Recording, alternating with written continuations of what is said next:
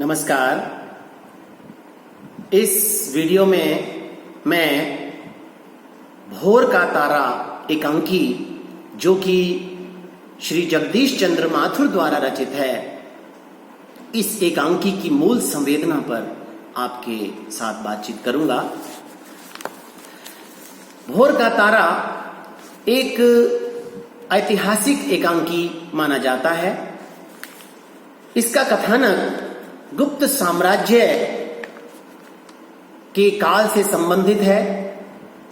एकांकी में शेखर नामक एक कवि और उसकी प्रेमिका छाया को आधार बनाकर कथानक को हमारे सामने रखा गया है और साथ साथ एक यह संदेश दिया गया है कि कवि सौंदर्य का प्रेमी और चितेरा तो होता है, लेकिन उसे अपने जीवन को केवल मधुर पक्ष से ही आबद्ध नहीं करना चाहिए, अपितु अपनी वाणी के ओज से अपने राष्ट्र की सोई हुई जनता को भी जगाना चाहिए। एक कवि की वाणी में सुंदरम के साथ साथ सत्यम और शिवम भी होना चाहिए। कहानी की कथा कुछ इस प्रकार से है कि शेखर उज्जैनी में रहता है। उसका घर बड़ा अस्त व्यस्त सा हमें एकांकी के प्रारंभ में ही दिखाया जाता है। वह भौतिक सुविधाओं से दूर चिंतन में लीन कविता करने में व्यस्त रहता है। उसी समय उसका मित्र माधव आता है और उसे देखकर वह सोचता है कि उसने यहां इस समय आकर शेखर के कार्य में बाधा उत्पन्न की है। दोनों के बीच बातचीत होती है। बातों का विषय कल्पना और प्राकृतिक सौंदर्य है। दोनों चर्चा करते हैं। इंसानों की समस्याओं को सुलझाने में राजनीतिज्ञों और कवियों में से किसका अधिक योगदान है, इस विषय पर बातचीत करते हैं। शेखर का विचार है कि राजनीतिज्ञ केवल समस्या दूर करने का नाटक करते हैं, अभिनय करते हैं, जबकि सच्चाई यह है कि कवि ही समस्या को दूर करने में समर्थ होता है। माधव का मानना है कि कवि जीवन के सौंदर्य को देखते हैं।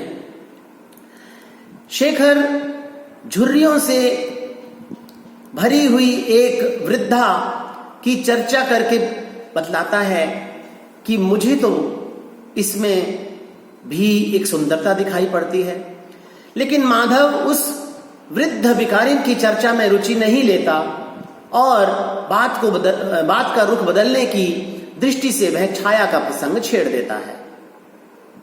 शेखर से वह प्रश्न करता है कि क्या तुम छाया से प्यार करते हो? उसकी बात सुनकर शेखर कहता है कि मुझे सुख देने वाली केवल दो ही वस्तुएं हैं, एक छाया और दूसरी मेरी कविता।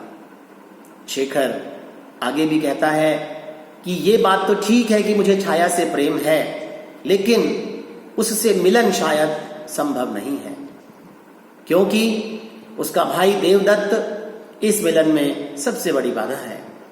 प्रमुख कारण यही है कि मैं एक सामान्य आदमी हूं और देवदत्त सम्राट का महामंत्री है, इसलिए उसकी आंखों में मेरा कोई मूल्य नहीं है।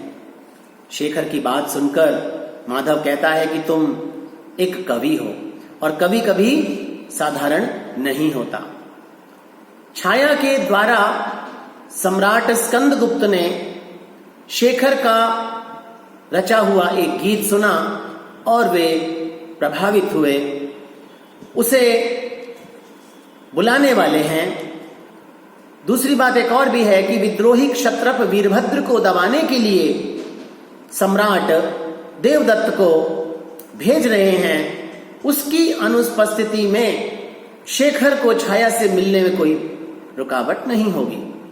इसके साथ ही माधव ने यह भी कहा कि अब तुम्हें अपने घर की साफ सफाई का ध्यान भी रखना चाहिए, क्योंकि छाया ऐसे घर में कैसे रह सकेगी। समय बदलता है। शेखर देवदत्त के घर में छाया के साथ रहने लगता है। कविता प्रतिदिन रचता और दरबार में सुनाता। कविता रचने की प्रेरणा उसे अपनी प्रेमिका छाया से ही मिलती थी। छाया की आसक्ति भी शेखर के प्रति बहुत बढ़ गई और उसे डर लगता था कि कहीं शेखर उसे छोड़कर न चला जाए। शेखर उसकी आशंका दूर करने के लिए उसे समझाता था और यह भी कहता था कि अगर तुमसे मैं दूर हो गया तो मेरी कविता ही मर जाएगी। इसी बीच शेखर छाया को अपने द्वारा रचित एक महाकाव्य जिसका नाम उसने रखा है भोर का तारा, उसके बारे में भी बताता है और कहता है कि सम्राट को जब मैं इस महाकाव्य को सुनाऊंगा तो मुझे यश मिलेगा। उसी समय माधव उन दोनों के बीच आता है और कहता है कि देवदत्त वीर गति को प्राप्त हो गए हैं, हूणों ने तक्षशिला को रौंद डाला है, परिणाम स्वरूप गुप्त साम्राज्य को खतरा है। इसलिए यह आज की आवश्यकता है कि सेना में नए सैनिकों की भर्ती हो और सैन्य शक्ति में वृद्धि हो। माधव की बात को सुनकर शेखर विचार मग्न हो जाता है और अपने द्वारा रचित भोर का तारा महाकाव्य को आग में डाल देता है। छाया दुखी होती है और कहती है कि तुमने मेरा प्रभात नष्ट कर दिया। इसके बाद माधव को शेखर के साथ जनसमूह के गाने का स्वर सुनाई देता है। प्रजा ने हथियार उठा लेने का जोश पैदा कर लिया। माधव ने छाया से कहा कि शेखर अब तक तो भोर का तारा ही था, तुम्हारा प्रभात नहीं हुआ, प्रभात तो अब होगा और शेखर उस प्रभात का सूर्य होगा। शेखर अपने राष्ट्र की सोई हुई जनता को जगाने के लिए, उनमें उत्साह भरने के लिए निकल पड़ता है। इस प्रकार यदि हम मूल संवेदना की बात करते हैं तो यह एकांकी आत्म बलिदान की भावना को जागृत कर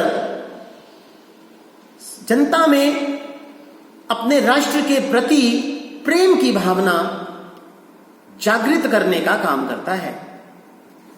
देश और समाज का हित सर्वोपरि है, यह इस एकांकी की मूल संवेदना से जुड़ा हुआ है। शेखर एक कवि है जो कि अपनी रचनाओं के माध्यम से प्रजा के हृदय में देश और समाज के हित की भावना को जगाता है और राजनेता जो कि आज के युग में केवल स्वार्थ प्रेरित हैं, उनकी वह आलोचना भी करता है, क्योंकि राजनेता जनता और देश की भलाई न करके अपने स्वार्थ पूर्ति में, अपने सुख में वृद्धि करते हैं, समस्या का हल करने मात्र का दिखावा करते हैं। वे स्वहिताय ना होकर जनहिताय की बात सोचता है। शेखर ऐसा व्यक्ति है जो समय आने पर अपने व्यक्तिगत प्रेम को बलिदान की कसौटी पर कस देता है और देश समाज के लिए प्रेरणास्पद रचनाएं प्रस्तुत करता है। वह केवल सुंदरम का ही उपासक नहीं है, वह सत्यम और शिवम के प्रति भी सावचेत है। इसीलिए एकांकीकार एकांकी के अंत में उसके गीत का प्रभाव जनता पर पड़ा हुआ दिखाता है और अपने कथन की पुष्टि भी करता है।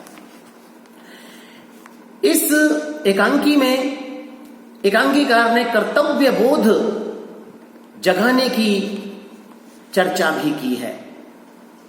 शेखर एक ऐसा पात्र है जो समय आने पर अपने हृदय में समाये व्यक्तिगत प्रेम के भावों को तिरोहित कर देता है और माधव द्वारा जनता में नया जोश भरने की बात कहे जाने पर अपने आप को उसके कथन से जोड़ लेता है। वह भोर का तारा नामक अपना महाकाव्य अग्नि की भेंट चढ़ा देता है ताकि जनता उसके प्रेम काव्य को पढ़कर देश हित की बात से अपने आप को दूर न रख दे। वह अपने देश की रक्षा के लिए जनता को हथियार उठाने के लिए तैयार करने के लिए निकल पड़ता है, जनसमूह के साथ जुड़ जाता है, जनता उसके साथ मिलकर शौर्यपरक गीत गाती है। इससे मालूम चलता है कि जनता कर्तव्य बोध से पूरित होकर राष्ट्र रक्षा के लिए अपना सर्वस्व बलिदान करने हेतु तैयार है। और इतिहास भी इस बात का साक्षी है कि हमारे कवियों ने अपनी वीरतापूर्ण ओजस्वीपूर्ण वाणी से हारती हुई सेनाओं में भी नया जोश भर दिया और जनता को देश रक्षा के लिए प्रेरित किया। इस एकांकी से पाठक या दर्शक पर पड़ने वाले प्रभाव से यह मालूम चलता है कि एकांकी कर्तव्य बोध की मूल संवेदना को जगाता है। इस प्रकार जगदीश चंद्र माथुर का एकांकी भोर का तारा एक श्रेष्ठ और प्रेरणादायक एकांकी है। समाज की समस्याओं से मुक्ति राजनेताओं से नहीं, काव्य रचनाओं से मिल सकती है, क्योंकि वे निस्वार्थ भाव से परिपूरित होकर सौंदर्य को नहीं अपितु सत्य और शिव को भी देखते हैं। कवि एक ऐसा प्राणी है जो आवश्यकता पड़ने पर अपने व्यक्तिगत सुखों का परित्याग करता है और अपने समाज और अपने राष्ट्र के लिए आगे आता है और अपनी वीरतापूर्ण ओजस्वितापूर्ण रचनाओं के माध्यम से सोई हुई जनता में नव चेतना और नव जागरण का संचार करता है। धन्यवाद।